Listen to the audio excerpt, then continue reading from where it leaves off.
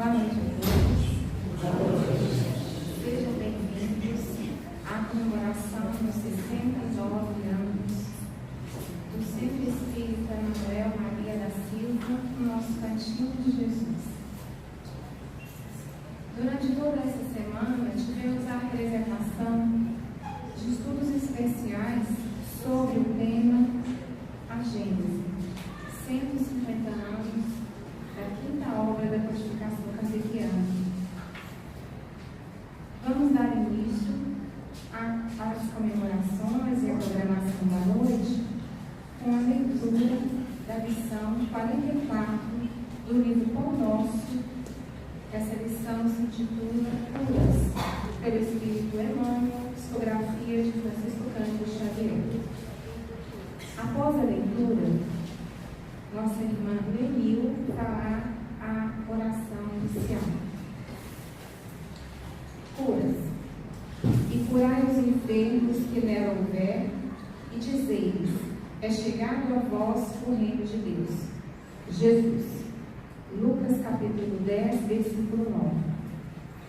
Realmente, Jesus curou muitos enfermos e recomendou-os de modo especial aos discípulos. Todavia, o médico celestial não se esqueceu de requisitar ao reino divino quanto se restauram nas deficiências humanas. Não nos interessa apenas a regeneração do veículo em que nos expressamos, mas, acima de tudo, o corretivo espiritual. Que o homem comum se liberte da enfermidade, mas é imprescindível que entendam o valor da saúde. Existe, porém, tanta dificuldade para compreendermos a lição oculta da moléstia no corpo, quanto se verifica em assimilarmos o apelo ao trabalho santificante que nos é endereçado pelo equilíbrio orgânico. Permitiria o Senhor a constituição da harmonia celular apenas para que a vontade viciada viesse golpeá-la e quebrá-la em detrimento do espírito? O enfermo pretenderá o reajustamento das energias vitais, entretanto, cabe-lhe conhecer a prudência e o valor dos elementos colocados à sua disposição na experiência edificante da terra. Há criaturas doentes que lastimam a retenção no leito e choram aflitas, não porque desejem renovar concepções acerca dos sagrados fundamentos da vida, mas por se sentirem impossibilitadas de prolongar os próprios desatinos. É sempre útil curar os enfermos quando haja permissão de ordem superior para isto. Contudo, em face de semelhante concessão do Altíssimo, é razoável que o interessado na bênção reconsidere as questões que lhe dizem respeito, compreendendo que raiou para seu espírito um novo dia no caminho redentor.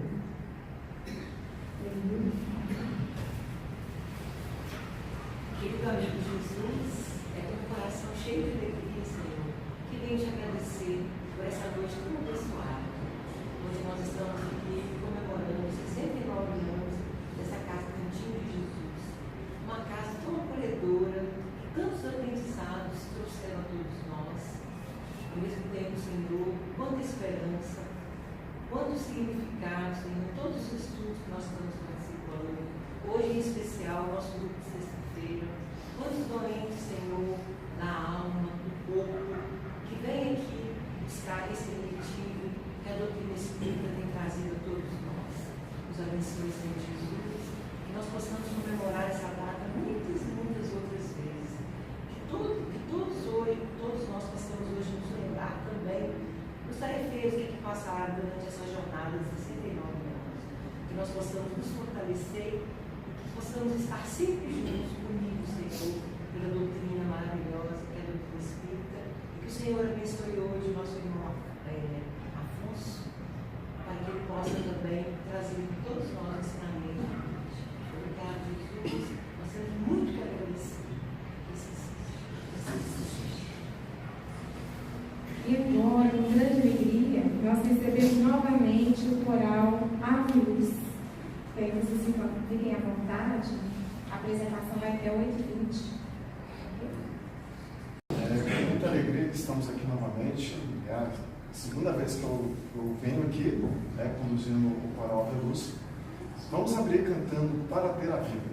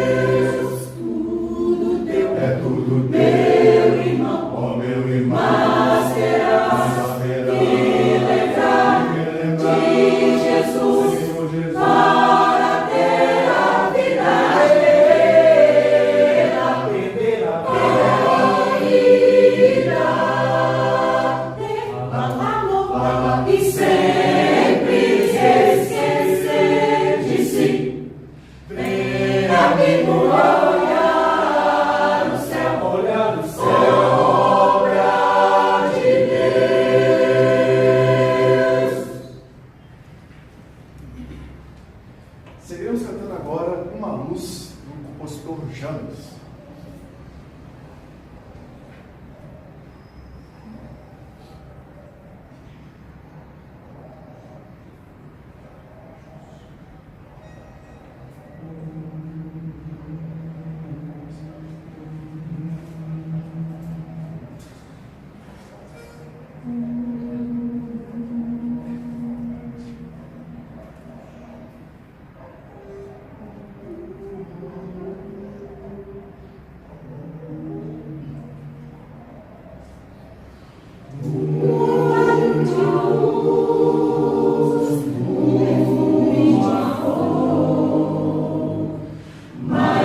dia. 我。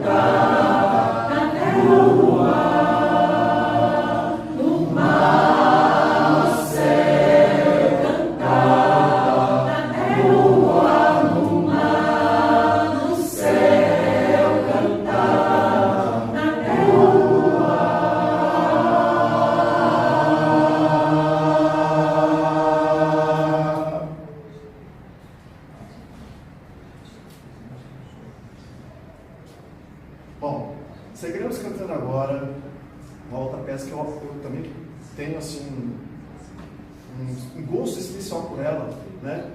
Não sei se é por causa da mensagem ou por causa da própria música, né? Ela se chama Ser Cristão, também compositor de Chaves.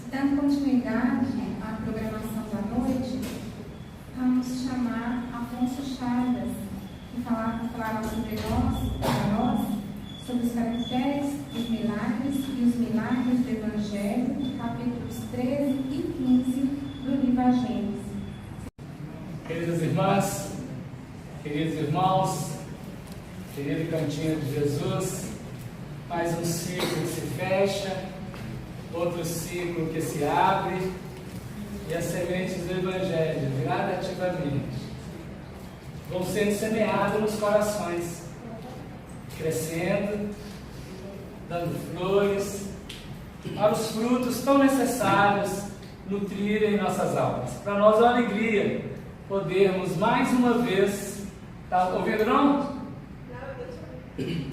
Mais uma vez compartilharmos com todos vocês desta festa de celebração, celebrar a vida, porque a vida que Deus nos concede como instrumento de redenção define aquele ponto favorável para nos aspectos diários crescermos de coração para coração.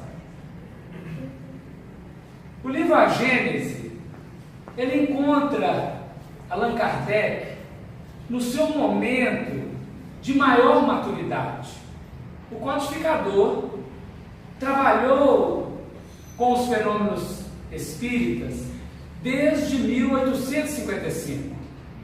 A publicidade desse livro é 1868, no dia 6 de janeiro.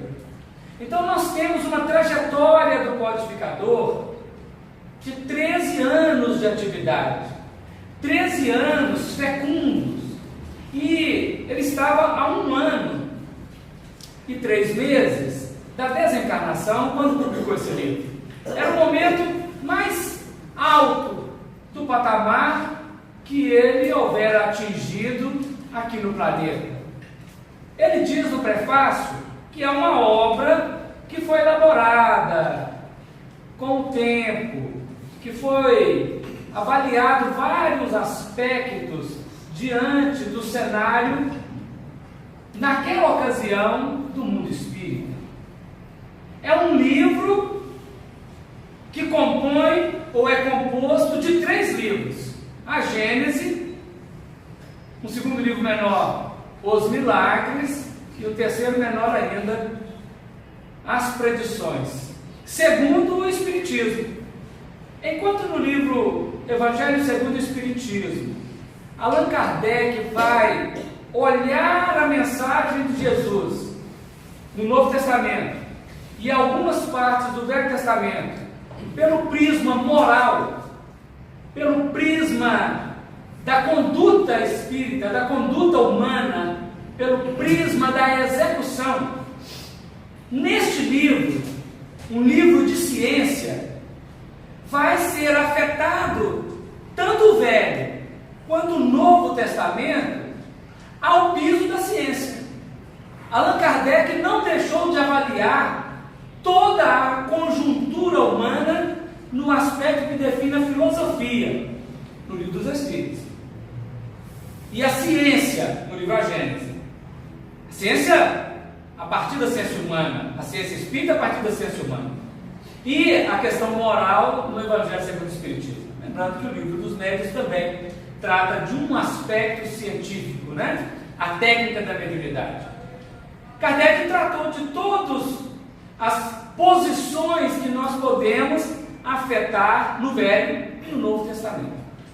É um momento significativo este, porque se nós recuarmos um pouco de tempo, no dia 31 de março de 1848, em Hightsville, Nova York, nos Estados Unidos da América do Norte, iniciou, com permissão divina, a ação dos espíritos diretamente na matéria, com fenômenos de efeitos físicos, chamando a atenção do homem, da humanidade, para esse tipo de acontecimento e de intercâmbio que é de todo o tempo, mas que estava isolado, espaço. E agora um movimento muito grande. As irmãs Fox, elas vulgarizam para a humanidade, 31 de março de 1848, os fenômenos espíritas, que não era entendido assim ainda naquela ocasião. Dali, da América, é transposto o oceano e vai para a Europa. Toda a Europa é agora inundada por uma série de efeitos físicos. E aquilo atrai a atenção de várias pessoas. Até que em 1855 chega Hippolyte Léon Denis Arrivaio, e com a missão de observá-los e codificar o Espiritismo, assim ele fez. E ele desencarna no dia 31 de março de 1869. Os fenômenos começaram em 31 de março de 1848 e concluídos com a desencarnação de Allan Kardec em 31 de março, mesmo dia, mesmo mês, 21 anos depois. E isso é importante porque esses 21 anos representam, no plano do desenvolvimento biológico do ser, a fase infanto-juvenil. 21 anos de elaboração e preparação para a vida adulta.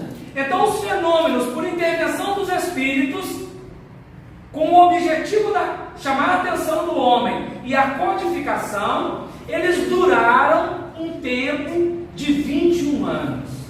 E uma vez desencarnado o codificador, inicia na Europa a pesquisa. William Crookes, no ano de 1870, ele vai fazer pesquisas de materializações. Mas o Espiritismo é transposto da Europa, da França, para a América, agora no Sul, no Brasil, onde ela irá trabalhar ou ser trabalhada no bojo, na intimidade de uma nação muito limitado em relação ao mundo, sem expressão em relação ao mundo, mas se preparando durante um tempo para dali nutrir todas as nações. É importante determos neste aspecto, porque ao comemorar 150 anos de um livro, ele é um marco decisivo na história humana e faz parte de um conjunto desse sistema da intervenção de Deus diante da humanidade. Podemos dizer que esse período de 21 anos de elaboração que Allan Kardec codificou o Espiritismo, ele é como se fosse uma bolha em meio à humanidade. Terminado o trabalho de Allan Kardec, em 1870, a França e a Alemanha iniciam uma guerra, que vão redundar na Primeira e na Segunda Guerra Mundial, com repercussões até os dias de hoje. Então nós estamos em meio a uma investida do alto, que são luzes fecundando a humanidade, e da experiência limitada do ciclo vicioso do amor imaturo humano, produzindo guerras e conflitos, e hoje, caminhando com passos céleres para atingirmos a maturidade do planeta de regeneração, a partir do meados deste século, nós estamos estudando doutrina espírita, codificada por Allan Kardec, e já detendo agora conteúdo mais profundo. Não dizemos mais profundo que a codificação, mas que consiga trabalhar melhor os aspectos técnicos da codificação na obra psicografada por Franciscano Xavier e outros autores que ajudaram na elaboração. E agora, quando nós vamos direto ao segundo livro deste livro, que é sobre os milagres, é um problema teológico. É um problema da humanidade, a questão do entendimento de como movimenta a vida. Quais são as leis que definem processos, equacionam enigmas diante da vida? Nós, desde os primórdios, inauguramos determinadas circunstâncias de estudos. E uma das primeiras ciências a emergir no cenário humano foi a astrologia, uma ciência que observava os astros, querendo decodificar qual mensagem que eles estavam dizendo e o que aqueles astros poderiam revelar. A coisa é tão profunda que os magos que visitavam Jesus por ocasião do nascimento vinham da Pérsia, e na Pérsia e na Caldeia também, essa está no Irã, a Caldeia está na Mesopotâmia, no Iraque, mas eram sábios que vinham daquela região, eles detinham avaliações astrológicas para além de 400 mil anos no futuro no planeta. Da astrologia as ciências vão se apresentando, surge a matemática, surge aquelas ciências mais básicas, a geometria, aquelas ciências fundamentais, e o espírito humano, que de ciência em ciência vem tentando explicar o fenômeno da vida, aporta ao século XIX, 18 para 19, depois da Renascença, o homem elabora uma série de ciências que vão explicar fenômenos ainda desconhecidos da própria humanidade e que, por não serem conhecidos no plano físico, eram tidos como milagrosos, milagres. E aí, Allan Kardec, quando começa a tratar desse aspecto, ele vai definir para nós assim, o que é o milagre? No dicionário, a academia, os doutores dos dicionários diziam e vão dizer que os milagres são coisas extraordinárias, são do âmbito do admirável, do surpreendente. E num segundo aspecto, a academia define assim, um ato do poder divino contrário às leis da natureza conhecidas. Uma definição com visão de profundidade do futuro, a do dicionário, porque ela define um ato do poder divino contrário às leis da natureza conhecida. A academia que aprendeu a observar cada dia da ciência experimental humana, na geologia, na física, na química, na biologia, na zootecnia, em todos os aspectos da ciência que emergia, a descoberta e a revelação de leis que não eram conhecidas, ela vai definir o milagre como algo que é contrário às leis conhecidas. Se essas leis desconhecidas um dia se tornarem conhecidas, aqui deixa de ser milagre do ponto de vista do dicionário. Acontece que, usualmente no popular, saindo do dicionário, que fica muito restrito a determinado grupo de trabalhadores e pensadores, no coletivo geral, a palavra milagre, o termo milagre, ele tinha perdido esse significado de admirável, de extraordinário e de surpreendente, né? E para a massa era um fato extranatural, fora da natureza. Em dado momento da humanidade, que ainda hoje vigora com bastante veemência algumas inteligências, no século V, VI, VII, até o século XV desse nosso milênio, a massa dizia assim: eu creio porque é absurdo. E por ser absurdo, eu creio. Então o fenômeno, quanto mais absurdo ele era, quanto mais extranatural ele era, quanto mais além daquilo que se sabia, mais era digno de confiança. Então nós criamos um mecanismo na psicologia das massas, dentro da religião, que afetou todo o mundo ocidental, na crença de um fenômeno absurdo. A fé estava estribada em quanto mais admirável era. Perdeu o sentido de algo maravilhoso, foi além a um absurdo, a fé cega. E no campo teológico, então, foi definido o milagre como uma derrogação das leis da natureza com o poder de Deus. O milagre passou a ser uma derrogação da lei. Deus prova a sua grandeza em derrogar a lei que ele havia estabelecido. É um problema sério. Isso é grave.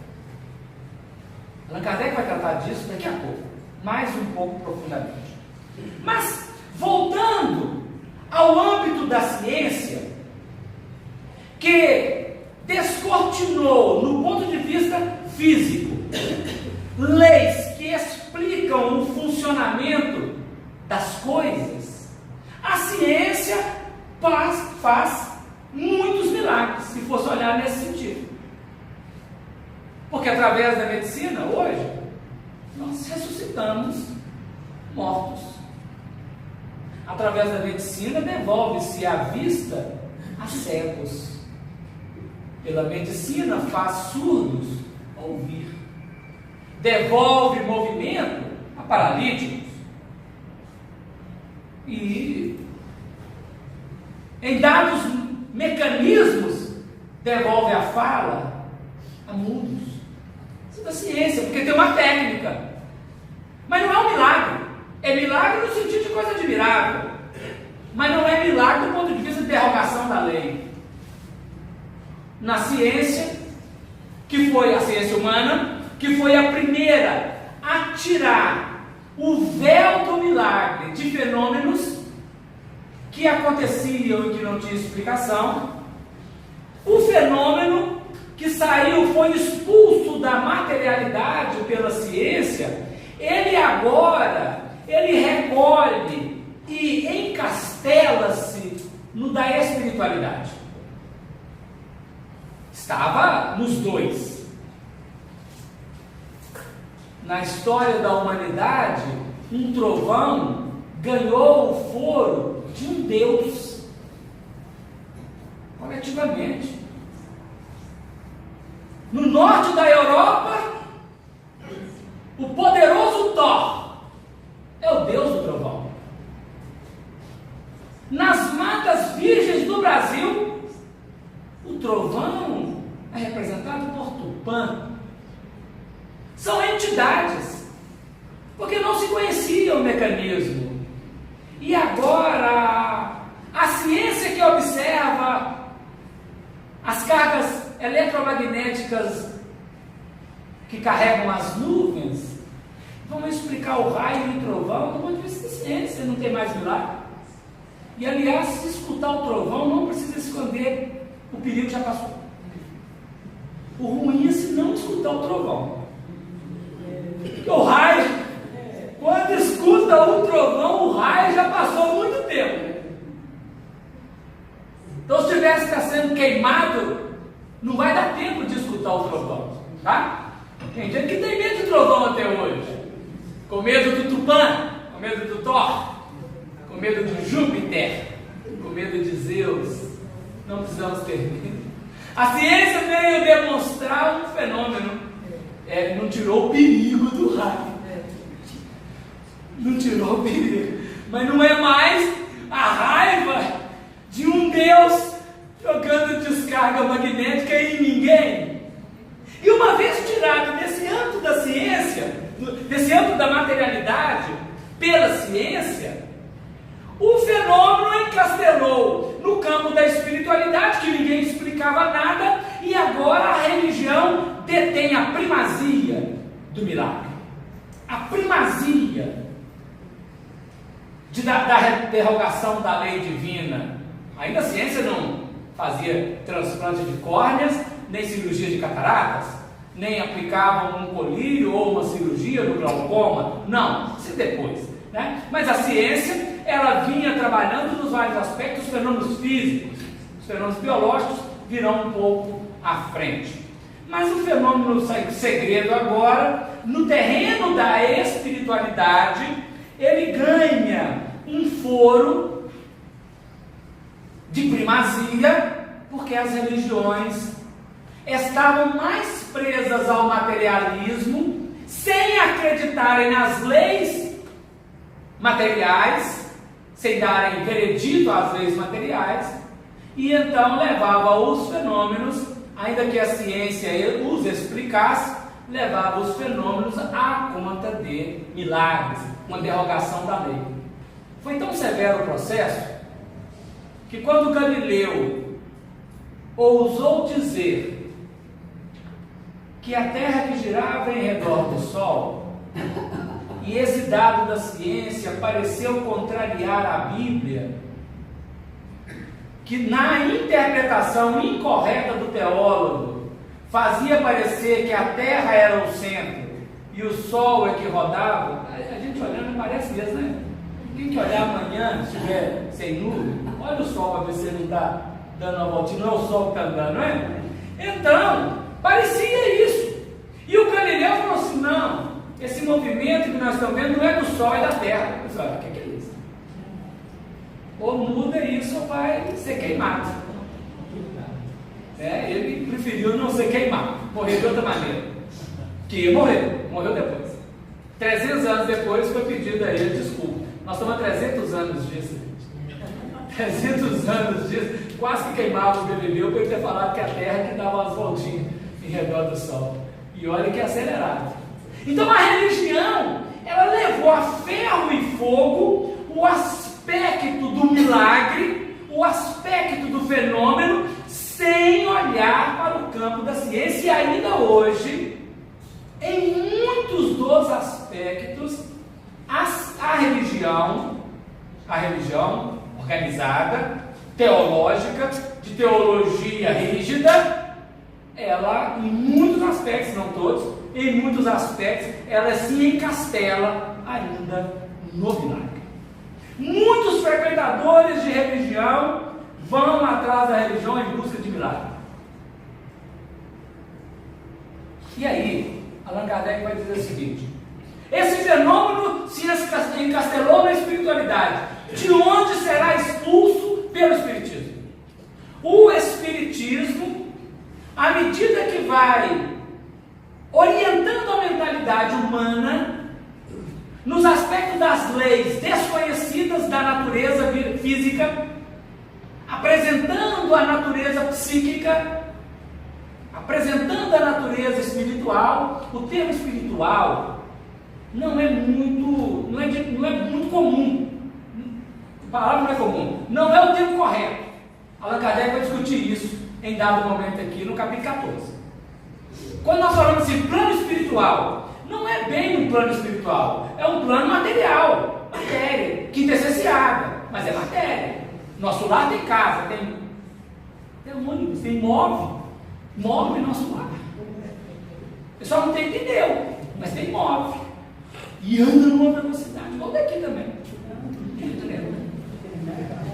Então, o umbral é matéria. Então não é um plano espiritual propriamente dito, é um plano psíquico, plano astral, psíquico. Mas ficou usual nós dizermos plano espiritual. O plano do espírito está além desse elemento material. Allan Kardec fala isso, ele deixa isso claro numa nota de rodapé no capítulo 14. Mas, sem entrar nas nuances, o Espiritismo, ao apresentar-nos a equação das leis psíquicas, elaboradas pela mente, que não é o espírito, mas é manifestação do espírito. Então nós não somos a nossa mente, né? Nós somos o espírito, que dirigimos a mente, que dirige o cérebro, que dirige o corpo. Às vezes nós identificamos com a mente, mas nós não somos a mente. Então, quando o Espiritismo abre esse patamar, inserindo entre corpo e espírito, o perispírito, os fenômenos ocultos que estavam fora da explicação física ganham direito de cidade e de explicação pelo Espiritismo. O Espiritismo explica estes fenômenos, retirando o véu do sobrenatural, retirando o véu da derrogação de leis, retirando o véu do mágico, retirando o véu do absurdo. O fenômeno existe, mas ele tem uma lei que o explica para além da lei biológica, da lei física, da lei concreta. E aí Allan Kardec faz uma pergunta assim nesse item: o Espiritismo faz milagres? Ou ele escreve na negativa, né? O Espiritismo não faz milagres. Porque o Espiritismo é tido à conta de sobrenatural, de bruxaria, de magia. Porque quem olha de longe não percebeu direito, porque mexe com essas coisas de espírito, essas coisas esquisitas. Eu chego lá, vejo a pessoa fazendo aquele negócio, aquela movimentação toda, não estou vendo nada ali, o que é? Aí é sobrenatural. Parece que é o contrário, que o Espiritismo é mais ainda absurdo. Psicografar, o olho fechado, que negócio de loucura, né? Não, o Espiritismo, ele não faz milagre, porque ele explica o que é que está acontecendo no fenômeno que é invisível, porque a ciência diz que a nossa visão, ela só capta determinada cota de vibrações entre um limite e outro, de vibrações de segundo por segundo, daquela onda luminosa. E que o nosso ouvido, ele só capta determinada cota de vibrações dentro dos sons, dentro do material, do barulho material, uma cota. Por exemplo, o ouvido de 16 vibrações a 32 mil vibrações por segundo, o nosso ouvido capta. Acima disso ele não capta e aquém disso ele não capta. Mas um cachorro, um cavalo, uma vaca, um gato, pode escutar 50 mil vibrações por segundo. Ele não é médio, mas ele pode escutar o ultrassom, além do som. E ele pode escutar também, alguns animais, o infrassom, o que está antes do som. Isso não é mediunidade, isso é a capacidade psíquica do animal. dentro da capacidade auditiva, visual. Então, o fenômeno que o Espiritismo começa a explicar, ele vai necessitar do perispírito. A dupla vista é agora apresentada como um fenômeno psíquico, onde o perispírito, um pouco desdobrado do corpo físico, tem capacidade de penetrabilidade em ondas que estão invisíveis ao olho físico, porque estão além ou aquém da cota de limite que o olho ou o ouvido consegue captar, tanto da luz quanto do som. E nesse patamar, aquilo que parecia bruxaria, a vidência, um dom sobrenatural, passa a ser uma ambientação natural que todos detemos. Uns usam, outros podem desenvolvê-las pelo uso, se fizerem os exercícios necessários. E essa dupla vista, ela pode dar um campo de perspicácia. E ela explica um tanto de antecipações, de apreensões, de pressentimentos que as pessoas têm em dados momentos. E que nos momentos de catástrofe ou momentos de um colapso coletivo, a população, de uma maneira geral, um grande contingente de pessoas apresenta aqueles fenômenos. Allan Kardec trata tudo isso. Porque ele está dizendo que o Espiritismo não faz milagre. Ele explica, a partir da relação corpo-espírito, mediado pelo perispírito, toda esta movimentação de energias. O perispírito passa a ser agora um corpo de extrema importância ao nosso entendimento, porque ele é o elo de ligação entre o espírito propriamente dito, a individualidade e o corpo. Ele agora filtra esses fenômenos, dando a ele foro de realidade. Uma realidade psíquica, uma realidade subjetiva em relação à nossa chamada realidade objetiva. Enquanto a ciência pesa, mede, calcula o elemento material, o Espiritismo pesa, mede, calcula o elemento espiritual. Quando William Crookes, em 1870, William Crookes, ele descobriu o plasma, esse quarto estado do elemento da natureza. Nós temos a água no seu elemento gasoso, sólido, líquido, e numa quarta etapa do plasma, que usamos hoje nas televisões e nos aparelhos de smartphone. Essa tela de plasma foi a invenção do William Crookes, um sábio da academia inglesa. Em 1870, os fenômenos aconteciam com muita evidência. Kardec tinha desencarnado na Inglaterra, que não aceitava o espiritismo latino. Quando Conan Doyle escreveu a história do espiritismo, que agora saiu com um novo nome, que é a história do espiritualismo, Conan Doyle cita o espiritismo francês numa nota de rodapé. Kardec parece desse tamanhozinho assim.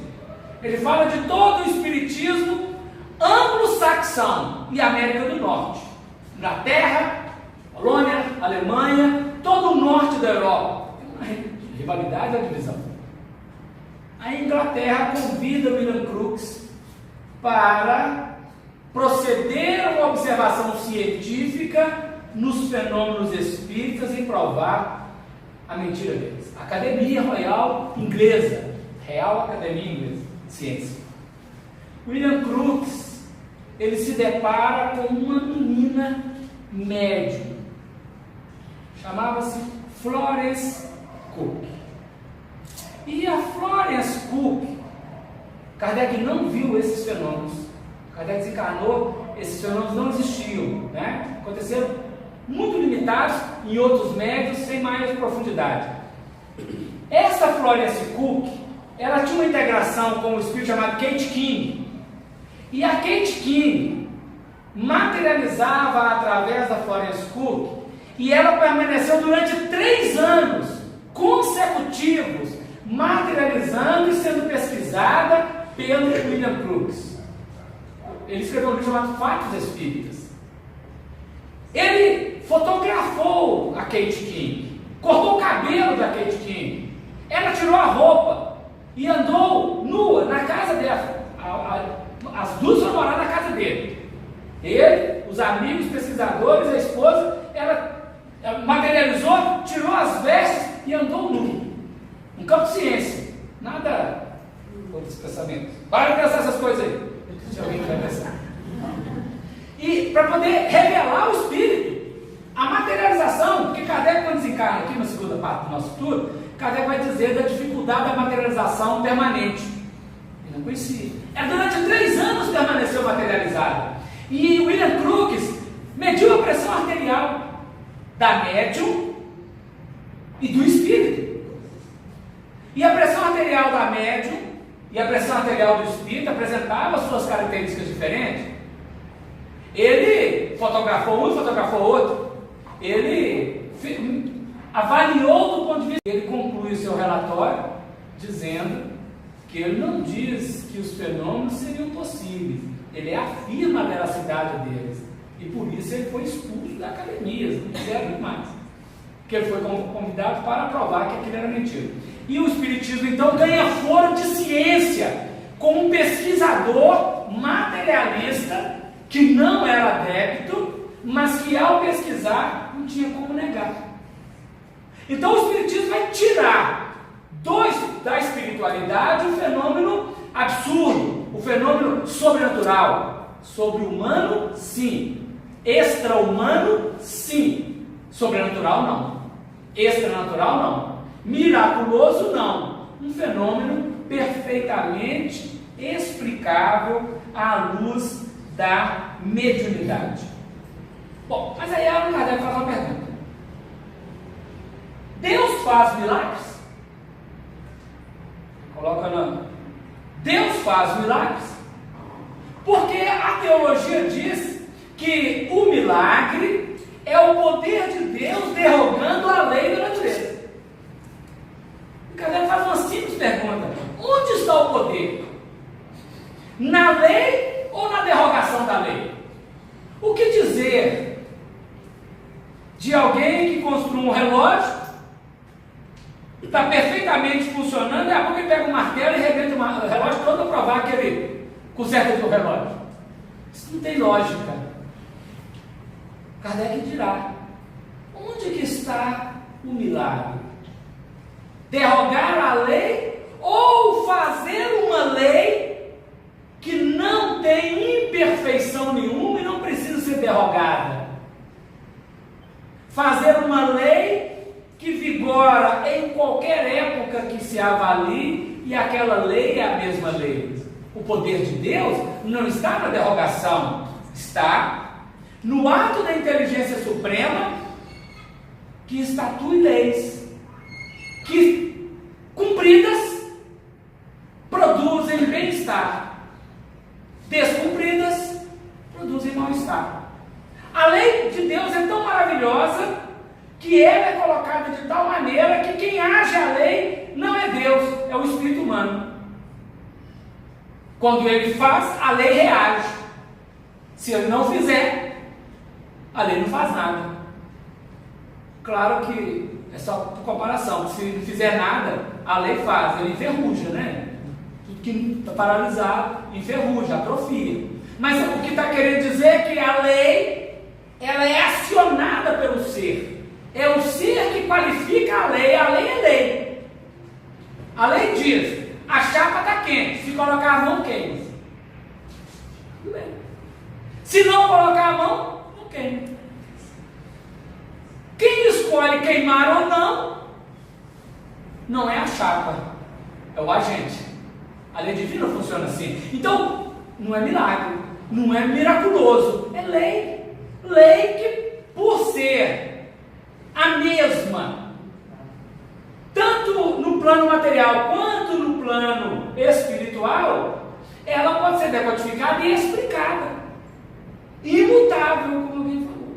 E nessa lei imutável, ela revela a soberania e a grandeza de Deus. Não precisa interrogar a sua lei, porque ela foi acionada pelo ser, que num ato infeliz gerou uma doença.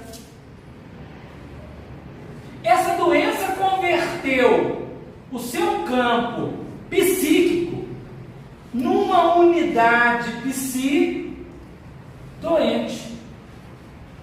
Essa unidade psi doente varou o perispírito e chegou no corpo físico com uma enfermidade, uma doença, que Allan Kardec chama de uma molécula malsã. E a cura desta doença, pela ciência, ela pode ser medicamentosa, com homeopatia, uma série de aspectos, ela tem a sua técnica. Mas no campo espiritual, com a imposição das mãos,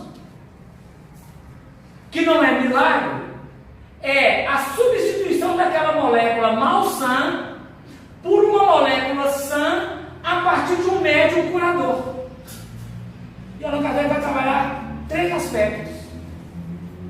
Nós temos um magnetizador que dimana dele próprio, elaborado por ele, através da alimentação, da abstinência de certas coisas e do exercício físico, um magnetismo que, ao impor a mão, alguém o magnetiza e pode curar alguma enfermidade, pode acionar determinados elementos. Existe também um outro campo, que é a ação direta dos espíritos sobre um corpo enfermo, sem necessidade do intermediário direto. Os espíritos agem, e a obra de André Luiz mostra uma série de atuações dos espíritos, fazendo a pessoa acalmar, dormir, acordar, uma série de coisas. E existe um movimento misto, onde há um trabalho da transfusão de energia humano e espiritual, onde os espíritos utilizam de um outro encarnado para transmitir essa energia. E aí, esse processo sai do âmbito do milagre e cumpre uma lei, que é a transmissão de fluidos, a transmissão de energia, a transmissão de magnetismo de um para outro, calcado no princípio vital. O princípio vital é o combustível que dá vida à matéria. Começa no vegetal. O mineral não o tem em ato, somente o potencial. O vegetal tem um princípio vital em ato. O animal, além do princípio vital, tem o instinto, e o homem, além do princípio vital, do instinto, ele tem inteligência, que direciona, conforme ele queira, esta energia. E aí, o fenômeno, ela sai do âmbito sobrenatural, se encastela no terreno sobre-humano. Claro que todos nós, que nos aproximamos da ciência espírita, precisamos deter-nos sobre ele, observá-lo, dar explicação. Porque, do contrário, nós sairemos daqui, iremos ali, num centro espírita, qualquer um, no Irmão Fritz, ou qualquer outro lugar, que faz um fenômeno de cura, em Abadiânia, e achar que estamos diante de um milagre. Estamos diante de um feito admirável, mas não do ponto de vista teológico como milagre, do ponto de vista da ação dos espíritos, que vão avaliar, dentro do karma, mérito ou demérito da pessoa, do grupo que envolve, dos agentes, de toda uma sistemática para que aquele procedimento possa ter tal ou tal êxito. O fato de alguém não efetivar-se, por exemplo, numa cura, não quer dizer que é limitado o poder do curador. Talvez ele não tenha o mérito necessário. Jesus não curou a todas as pessoas que o procurou. Não. Jesus curou a alguns. Muitos permaneceram do mesmo jeito. Aliás, a maioria permaneceram como estavam. Um dia, nós vamos entrar nisso daqui a pouco, uma mulher, tomada de um arroubo emocional, no meio da multidão, tocou as vestes, a orla das vestes do Senhor. Diz o Gladson, as vestes do amor. E instantaneamente estancou-lhe um fluxo sanguíneo de uma hemorragia que vinha há 12 anos. Endometriose grave, que não é conhecido, ninguém nem sabia que tinha endométrio ou qualquer outra coisa do aparelho genital. E ela assustou com aquilo, ela ficou atônita. E principalmente porque ele perguntou, alguém me tocou. Pedro falou assim, alguém te tocou, está todo mundo esbarrando essa multidão aqui, imagina você entrando no metrô, alguém já andando no metrô em Belo Horizonte? A regra é, sai primeiro e entra depois. O problema é conseguir elucidar para quem está fora, querendo entrar, deixar sair. Então naquele aglomerado, fala assim, alguém me tocou, vai todo mundo esbarrou no cimento. Falou o Pedro para ele. Ele falou assim, não, de mim saiu virtude. Ela foi a única que tocou e retirou o fluxo energético do Senhor. Ora, que é isso? Precisa estudar esse fenômeno. Por que o outro tocou e não tirou? Eu também estou querendo. Estou vendo um pedacinho da cruz, eu vou lá também tocar e ver se eu curo, porque são fenômenos que o Espiritismo começa a nos explicar, abrindo o horizonte, entrando no terreno dos milagres do Evangelho. O Espiritismo não faz milagre, o sobrenatural não existe. Se nós tivermos medo de bicho-papão, medo de assombração, pode ficar despreocupado que existe sim espírito, e tem muito ali debaixo da cama, às vezes, tem outro do lado olhando. Mas ele está preocupado. Ai meu Deus, dormiu hoje, pessoal, não pode. Mas ele não está preocupado com a gente. Não é mesmo? Que algum médium vidente via aquela coisa assombrosa ali, porque o espírito que fica zonzando na nossa casa não tem o que fazer no mundo espiritual. Não é mesmo? Então, não tem milagre, não tem sobrenatural, existem leis, onde alguém morre fisicamente, mas continua vivo espiritualmente e pode agir através dos fenômenos físicos, através do magnetismo de um médium, de um encarnado, não é? Então, quando se trata dos milagres do Evangelho, Allan Kardec vai deter primeiramente na análise da superioridade da natureza do Cristo. Ele não está afetando aqui a natureza espiritual do Cristo. Ele está olhando a natureza moral daquele homem, a grandeza magnética, a grandeza da expressão dele, força anímica. Por isso que ele diz que, nesse capítulo, ele vai dizer, se Jesus fosse médium, qual é espírito? Ele sendo um senhor aqui no planeta, o governador do planeta, Kardec não usa esse termo, governador do planeta, né? Mas nós já sabemos disso. Jesus sendo o senhor e mestre, o guia e modelo, o maior espírito que tem no planeta, qual é o outro espírito que iria agir sobre ele, dominando a sua mediunidade? Então, se Jesus fosse médium, seria médium de Deus, onde veicularia a energia divina diante da vida, por ser a representação de Deus aqui na Terra. Foi tão perfeito no seu trabalho que a cristandade o confundiu com o próprio Deus, e ainda hoje a cristandade vê em Jesus o próprio Deus encarnado. Jesus sim é um Deus, um Espírito puro, perfeito, que teve aqui entre nós, mas não é Deus, o transcendente Deus absoluto, mas Jesus, no seu âmbito de vivência, apresentou uma série de fenômenos extra-humanos, extra-naturais, e que é preciso debruçar, porque a religião fez desses fenômenos motivo de crença, fé cega, motivo de respeito a Jesus por causa do assunto ser inverossímil, ou a lei, derrogação da lei. E é por isso que muitas vezes, ainda hoje, quando alguém diz assim, mas é possível, se Jesus fez, nós podemos fazer. Aí a pessoa diz, mas Jesus é Jesus. Não, ele próprio disse, tudo que eu fiz, vós podeis fazer. No âmbito dessas cenas aqui, dos milagres, os discípulos fizeram a mesma coisa. Pedro curou com a própria sombra. Paulo, quando não podia ir, mandava um pedaço da roupa, uma veste qualquer, um lençol, e aquela roupa impregnada de magnetismo efetuava a cura em alguém. Os discípulos impunham as mãos e havia uma cura total ou parcial de uma pessoa. Então o evento, o evangelho está repleto de maravilhas que precisam ser entendidas, e Allan Kardec detém sobre algum desses elementos, e ele começa pelos sonhos.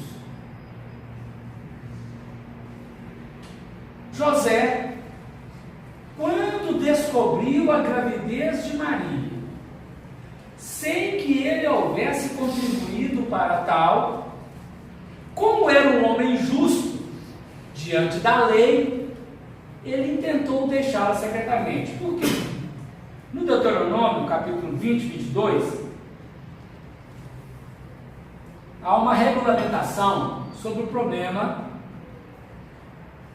do namoro e do casamento, do estar prometido. Quando alguém começava a namorar e estava prometido, noivado, não podia coabitar, não podia ter intimidade sexual, mas já estava definida a relação.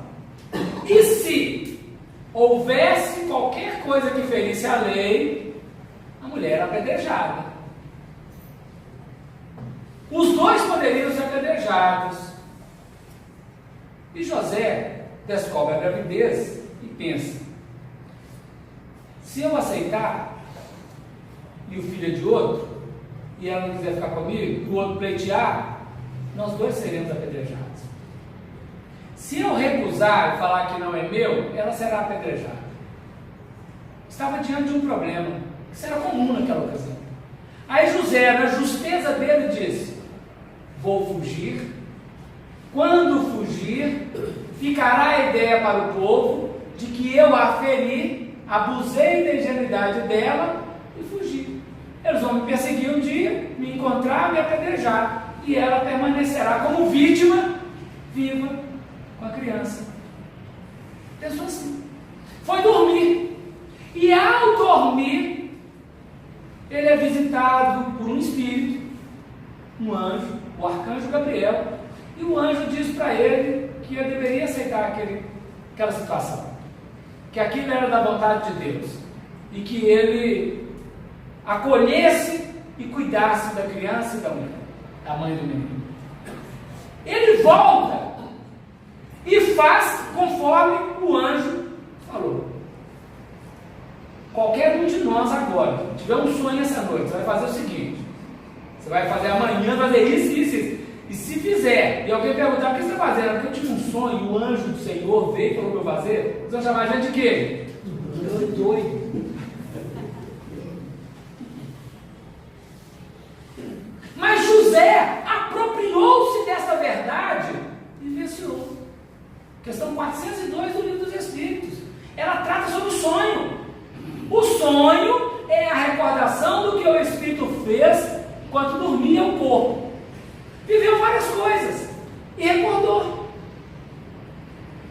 Só que nossa inferioridade espiritual ainda é grande, as nossas recordações são confusas, com enigmas, metafóricas, simbólicas, desencontradas.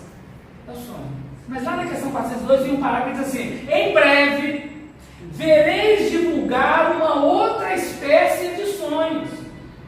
Refiro-me ao sonho de Jacó, patriarca Jacó, ao sonho de Joana Dark, ou dos grandes adivinhos indianos, que é a mediunidade onírica, onde o espírito desprende do corpo, entra em relação com espiritualidade superior, recebe-lhe a orientação, impressa integralmente no aparelho psíquico, e ao voltar para o corpo, o cérebro não oferece resistência àquela informação e ela passa a ter um foro de realidade real para a pessoa encarnada. Porque nós tratamos muita coisa, nós estamos dormindo. O problema está em voltar para o corpo e fazer o que foi tratado. A gente tratou antes de nascer e depois que nasceu, trata toda noite quase, que a gente dorme, não é? Então nós não temos a mediunidade onírica ainda. O sonho de José é a mediunidade onírica, mediunidade que virá com maior brevidade ainda no tempo. Os vossos jovens profetizarão, os vossos velhos sonharão sonhos, diz o Joel, diz o Atos dos Apóstolos e diz uma música cantada pelo Tinha Vanessa, escrita pelo Graves. Porque vai representar para nós o plano de intercâmbio consciente fora do corpo físico. José, toda a cena do patriarca José, nos primeiros dias de Jesus, aqui na Terra, é eivada de fenômenos da mediunidade onírica. Então, Joana de Arc teve vários sonhos, onde as vozes disseram a ela muitas coisas e ela fez, conforme a voz disse. E que passava a mentalidade do vulgo, da igreja, virou santa por causa disso, por causa do fenômeno, como um fenômeno da ação de Deus derrogando a lei, qualquer outra coisa parecida, que está no âmbito da emancipação da alma. Antônio de Pádua virou santo por deixar o corpo num lugar, manifestar no outro, conversar no outro, está em dois lugares ao mesmo tempo, é o espírito materializado e o corpo físico aqui. Santo Afonso Ligório, a mesma coisa, vários, o nome de emancipação. Na sequência, nós temos a estrela dos magos. Os magos, que não se sabe quantos eram, nem quem eram, nem o nome foi dado por um monge europeu no século VI. Achou o nome Gaspar, Baltazar, Belchior, bonito, e colocou o nome. Não sabia se eram três, e quantos eram e quem eram. Acreditou-se serem três grupos por causa dos três presentes. Mas se tivesse feito uma vaquinha aí, 5 deram presente, não é mesmo? Então nós não sabemos quantos são. Mas os magos foram conduzidos por uma estrela. Por uma estrela. Johannes Kepler apontou o telescópio dele para o espaço, olhou as estrelas, mediu, calculou e fez uma aferição e disse assim, no século XVI: Jesus não nasceu no ano que eles falaram que ele nasceu. Jesus obrigatoriamente nasceu 7 anos antes do ano que ele nasceu, porque teve uma conjunção astrológica de tais e tais planetas, 7 anos, que durou 2 anos, de 7 a 5 anos antes de Jesus nascer. Johannes Kepler pegou isso, ciência. Como a religião, a ciência estava vinculada à religião naquela época, né? Aquilo foi falado, mas não se trabalhou. Hoje a própria Bíblia já coloca, a Igreja Católica e Protestante, que Jesus nasceu 5 anos antes da era cristã. Na Bíblia está 5 anos, né? E nasceu exatamente 5 anos antes da era cristã. Então Kepler estava certo, uma conjunção astrológica, mas não foi essa estrela da conjunção astrológica que guiou os magos. A palavra estrela no hebraico, ela pode ser traduzida por estrela ou por exército. O Senhor dos exércitos, o Senhor das estrelas, é a mesma coisa. Como o povo era guerreiro, como o povo defendia a tese que o Deus deles o defendia diante dos outros, usualmente Deus passou a ser chamado do Senhor dos exércitos, para Josué fazer as batalhas, Davi fazer as batalhas, Saul fazer as batalhas, e os generais judeus fazerem as batalhas. contra os filisteus e outros povos. Porém, no Gladstone, fazendo a música Senhor das Estrelas, ele corrige isso e traz agora o Senhor das Estrelas. Então a estrela que guiou o mago é um guia espiritual que aparecia em forma de luz, conduzindo os magos para onde deveria ir. Eles chegaram até onde Jesus havia nascer. Então nós podemos trabalhar o aspecto tanto da astronomia quanto o aspecto de um espírito estrela. As estrelas dos céus, como cadentes estrelas, vêm à terra. Explica mais, conduzindo esses magos. Nós temos o fenômeno da dupla vista. Jesus entrando em Jerusalém, naquela última semana, o discípulo perguntou para ele: onde queres que preparemos a Páscoa? E Jesus disse assim: entra na cidade, um homem, verás um burrico, e ao chegar, pegue o burro e traga para mim. Quando alguém perguntar: que fazes? Dirás a ele: o Senhor precisa desse burro. Não é mágica. Jesus, com a dupla vista, ele viu o burrinho no lugar que estava e pediu ao discípulo que fosse lá. No Evangelho de Marcos ele diz assim: entra na cidade. Isso aí já é no domingo de Ramos, né? Já depois de passar do domingo de Ramos para o preparativo da Páscoa, o discípulo pergunta e fala assim: entra na cidade e encontrarás um homem carregando um cântaro e diga a ele: o Senhor precisa de um lugar para preparar a Páscoa. Ele vos mostrará um cenáculo assim, assim, assado. Preparai-a ali. Dupla vista. Não é um fenômeno miraculoso. É um fenômeno onde ele, emancipado do seu corpo, foi lá e viu. Quando o beijo de Judas, quando Judas ia sair para a entrega e vir para o beijo, e Jesus já tinha previsto, a pesca dos peixes, a vocação de Pedro, dos discípulos, quando Jesus passa pela orla e fala: vinde após mim e farei de vós pescadores de homens, é porque ele estava vendo, para além do Pedro, o Espírito encarnado ali, que havia comprometido o mundo espiritual para o trabalho. Não é assim: escolhi você porque eu gostei de você. Não, é um conjunto de expressões da emancipação da alma, dupla vista, que é o mais simples que existe da evidência, né?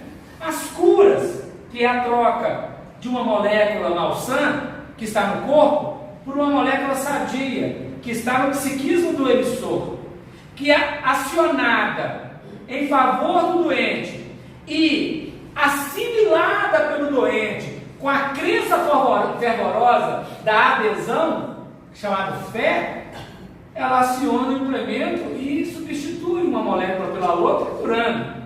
Então Jesus curou a mulher do perda de sangue, a mulher hemorroísta, o cego de Betsaida, uma técnica insólita de curar uma cegueira. Jesus cuspiu na terra, fez um barro, passou no olho da pessoa. Se fosse hoje, ele estava no Conselho de Medicina respondendo o processo. Mas naquele tempo ele passou.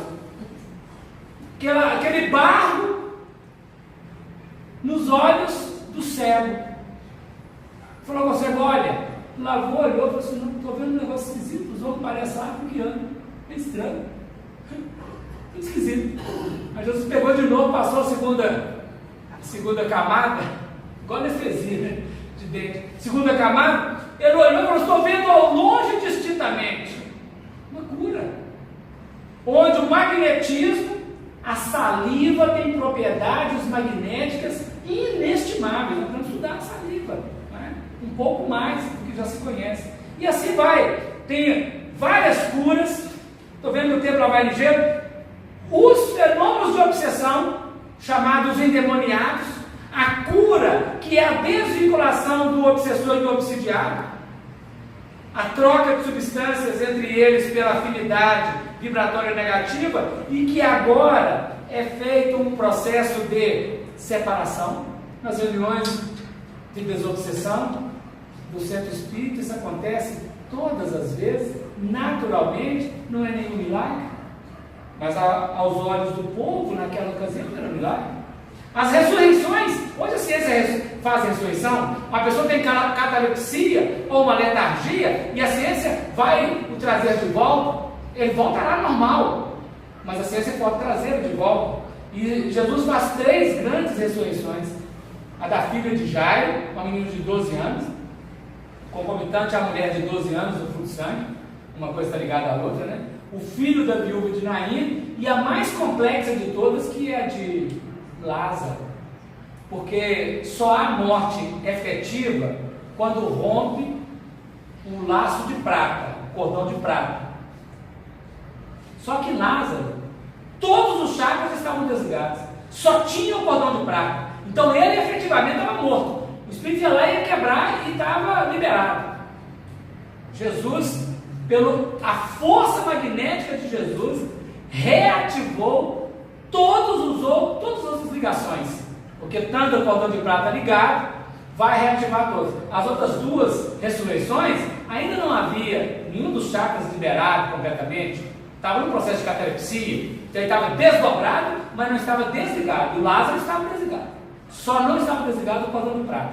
E ali Jesus reativa e Lázaro retorna. Isso não é um fenômeno miraculoso, é um fenômeno explicado. A ciência faz isso e a ciência magnética pode fazer isso com o passe, né? Caminhar sobre as águas. Daniel Douglas Home, na Europa e na América, Daniel Douglas Home volitou em vários lugares, diante de várias pessoas, de vários nobres, de vários grupos de quem estava dando aquele entretenimento. Ele levitava e voava pela janela e voltava pela porta da sala, entrava e saía sem nenhum arranjo, levitação. E o Cristo, ele andou sobre as águas. E o Pedro ficou um pouco de tempo nas águas. Só que o Pedro, na hora que ele assustou, ele afundou. Mas ele também saiu da barca e pisou nas águas. Se ele tivesse permanecido com a mesma fé, sem titubear, ele não teria afundado. Mas na hora que ele assustou, ele olhou Nossa Senhora. Não tinha Nossa Senhora nessa época ainda não. Mas ele afundou. A transfiguração, que é o fenômeno do efeito físico, a tempestade aplacada, as bodas de Caná. Gente, a água são 3 átomos, 2 de hidrogênio e 1 de oxigênio. Uma coisa simples, básica. O vinho não. O composto do vinho, o grau de átomos na molécula do vinho é extremamente complexo. Transformar água em vinho não é uma coisa barateada, não. É simples, transformar água em vinho. Não é assim não. A pessoa fazer uma mudança dessa, nós podemos tomar água magnetizada que tem um sabor de vinho.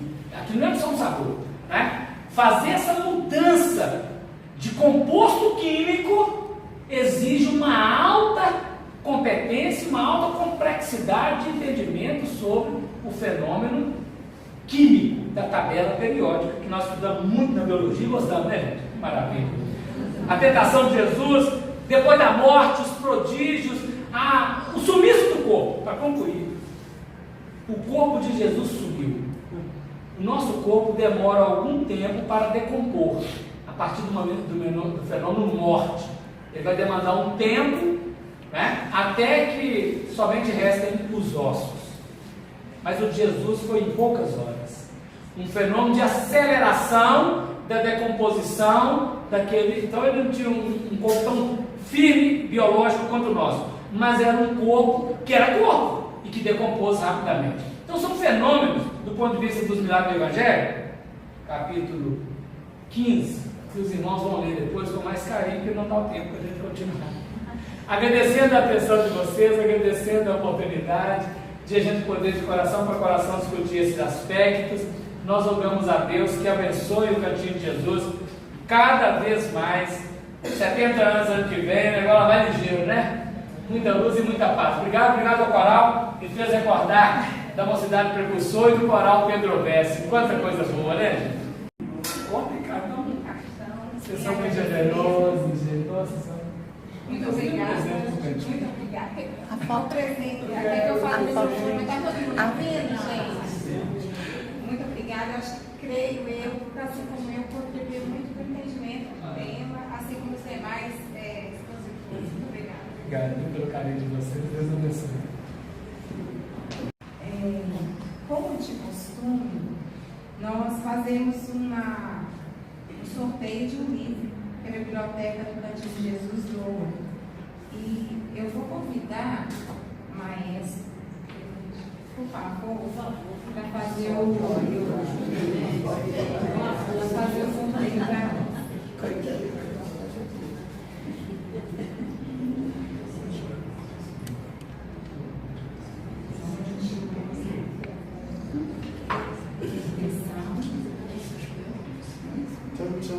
Número 26, Jussara.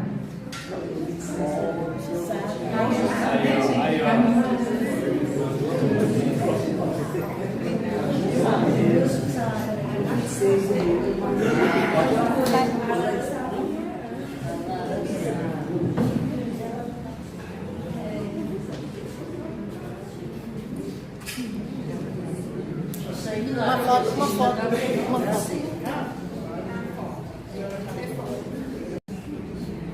Dando continuidade, antes do coral voltar e fazer mais duas ou três apresentações, nós vamos também agradecer o coral de chamar o Cleuto, para receber o cartão, assim, como estou te chamando de Chagas.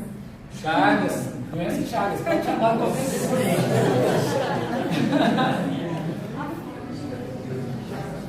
A força Chagas, correio. Continuidade, já finalizando, essa comemoração maravilhosa desse Cantinho de Jesus, que nos acolhe, as pessoas que frequentam, sabe, é um bálsamo na nossa vida, esse cantinho verdadeiramente, esse lugar amoroso, carinhoso. A gente vai agora aguardar, daqui a pouco eles vão já se posicionar. A gente vai lembrar que amanhã nós teremos o último dia de comemoração com o tema Os Tempos São Chegados, capítulo 18, expositor João Melo. E vai ser um prazer receber todo mundo. O horário é diferente, né, de hoje, o horário de 17 horas. E todos estão convidados, com certeza vai ser um dia maravilhoso, com todos o que nós vivemos aqui durante essa semana. Então, agora o coral vai se posicionar e logo em seguida o Delano vai fazer a oração final para nós. Então, a nossa série de canções, cantaremos Ele Veio, de Luiz Antônio.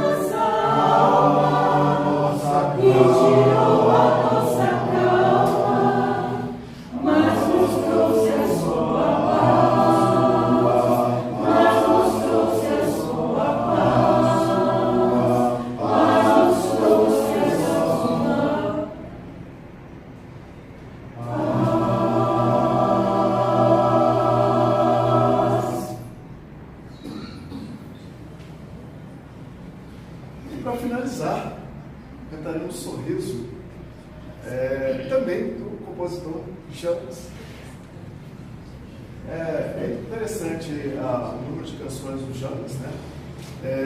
Porque o James, ele e outros compositores que apresentamos aqui foram rapazes e jovens que estiveram aí um tempo nos ajudando a compor canções para as comédias e por aí vai, né? Então, lá nos tempos de mocidade ainda, né? Nós trabalhando em comédia, tempos bons. Então, hoje nós estamos contribuindo com o Espiritismo, trazendo essas canções e harmonizando para corais, né? E continuar divulgando a doutrina através da música. Certo? Então, encerrando, um sorriso.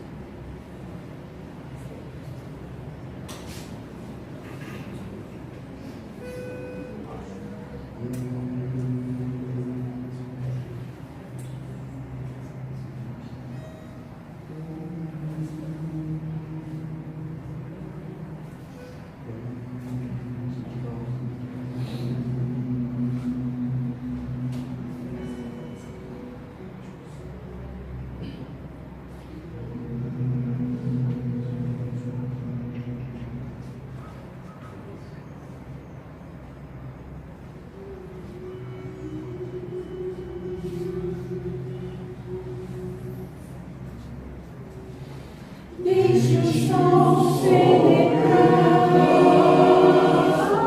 o sorriso vai desabrochar, o sorriso chata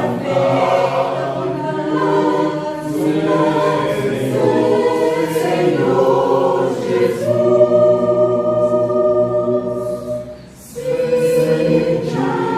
O vento soprando a terra e o mar com carinho.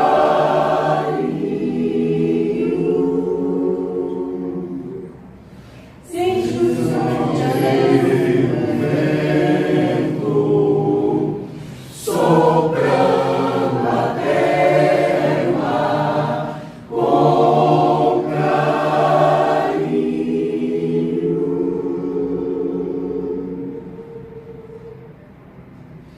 deixe o sol penetrar, o sorriso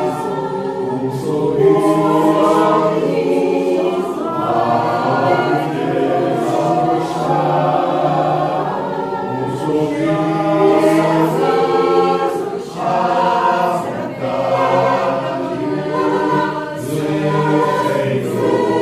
Senhor Jesus.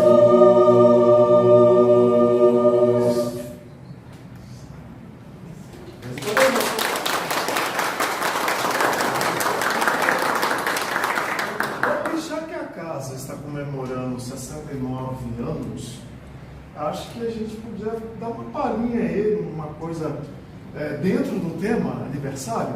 Pode ser? Pode. Vocês topam então? Tá, vai durar uma meia hora.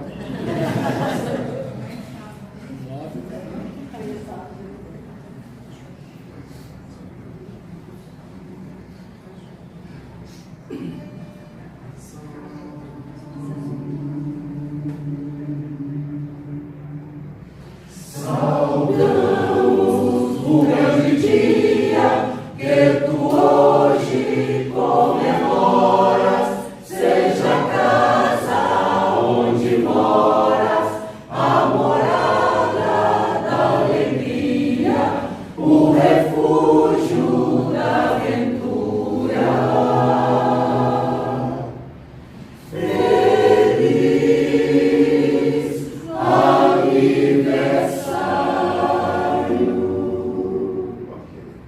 Vamos fazer o seguinte, vamos repetir esse tema, né? Composto pelo grande compositor Vila Lobos. E depois, a segunda parte dessa peça, vocês vão cantar conosco. Tá certo? Vamos lá, hein? Tem certeza que vocês vão saber o que é que eu vou colocar aqui. Assim.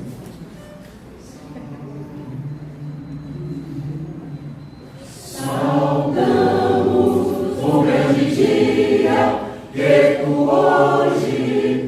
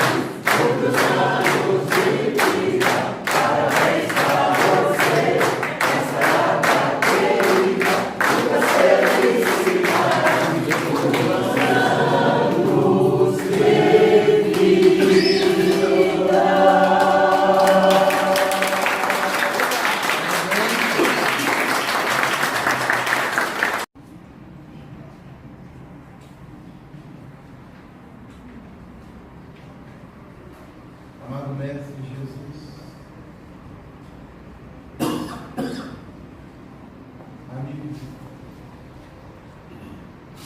de todas as horas e de todos os momentos. Vós que nos ensinaste em Evangelho de luz a irmos até a Ti, a fim de sanar as nossas dores, aliviar os nossos sofrimentos, minorar as nossas aflições, para que pudéssemos compreender a leveza e a suavidade da lei divina através dos vossos exemplos e do teu verbo de amor e de luminosidade a penetrar em toda a humanidade e em nós. Hoje, 17 de agosto de 2018, estamos comemorando 69 anos, porque a casa, no dia 17 de agosto do ano de 1949, foi fundada, rogando aos corações pioneiros, trazendo a bandeira do Espiritismo no Brasil e no mundo. Saibamos, Senhor, sermos dignos representantes do Consolador prometido, tendo em vista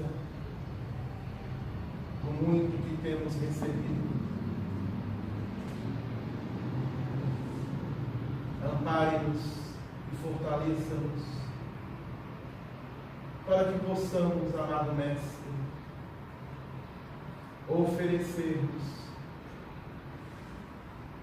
de coração e de mente a nosso anjo, guardião do Brasil,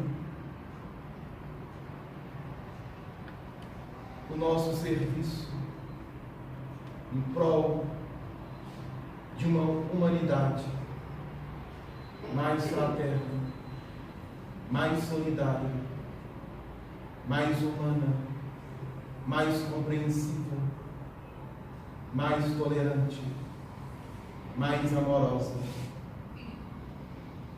Agradecemos a espiritualidade da casa, agradecemos imensamente o coral Ave Luz, agradecemos o expositor da noite, Afonso Chagas, agradecemos a presença carinhosa, fraterna e amiga de todos os nossos irmãos que aqui estiveram conosco. Agradecemos a Ti, amado Mestre, e que em nós possa espargir com todo o fervor, em Teu nome, em nome do Pai, a caridade. Deus, Cristo, caridade, é o nosso lema, que possamos trabalhar hoje e sempre, com a Tua permissão, assim seja.